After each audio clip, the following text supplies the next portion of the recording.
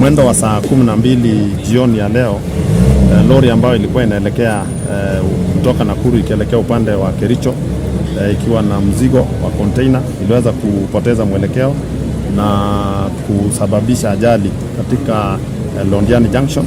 Karibu watu ambao walikuwa na biashara wa mama mboga, wachuuzi tofauti ambao walikuwa wanauza mahindi, wana bodaboda na vile vile watu ambao walikuwa ndani ya gari Nissan waliweza kunusurika, na wakati huu wanusurika 32, kati ya hao 21 wamepelekwa kule Kericho kulazwa, 9 wamepelekwa Nakuru na 2 wamelazwa hapa Londiani hospital. Vile vile kulingana na daktari ama superintendent ambaye ako in charge wa Londiani hospital, kufikia wakati huu wameweza kupokea mwili karibu 43. Kwa hivyo bado vile tunajua watu wengine wamekwama katika ile container, na idadi kamili ya watu ambao wameweza kuaga dunia itajulikana. Wakati hii lori ime lose control, hapa ni stage ya Nakuru na hapa mahali tumesimama ni petrol station. Tuna magari kadhaa, karibu Nissan 5 ambao walikuwa na watu ndani, na hao watu hawakunusurika, wote walipata kufariki, na saa hii tumejaribu kutoa miili. So ningependa kusema kwamba hii ni shida ambayo imekuwa mbaya zaidi. What we are giving priority now is to clear the scene. Clearing the scene means that people should go home.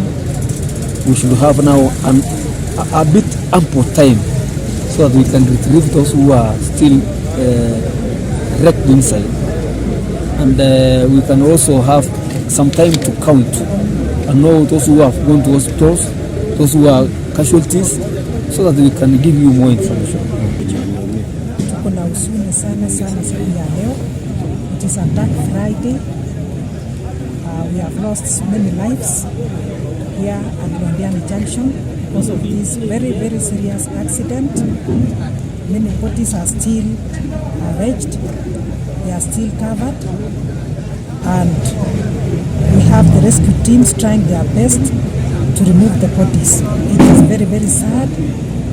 Workers who have been trying hard to fend for their families, pedestrians, people who have also been moving up and down. We also have people who are in matatus.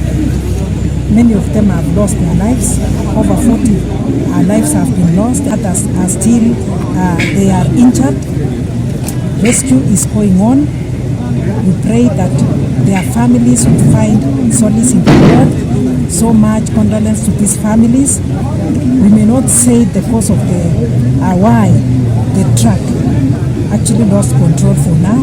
That one we leave it to the concerned authorities.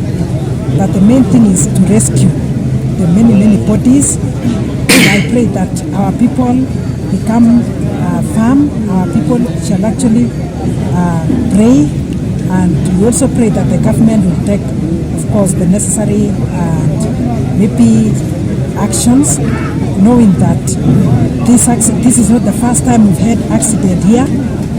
I know the minister will be here, the CS transport will be here maybe tomorrow to establish the cause of the accident.